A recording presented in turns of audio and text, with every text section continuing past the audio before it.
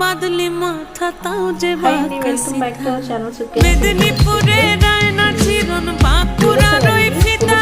আর যতন করে বাঁধলি মাথা তাও যে বাঁকা সিথা দেখে পারি রাজকুমারী গলায় চন্দ্রহার দিনে দিনে বাড়ছে তোমার চুলের বাহার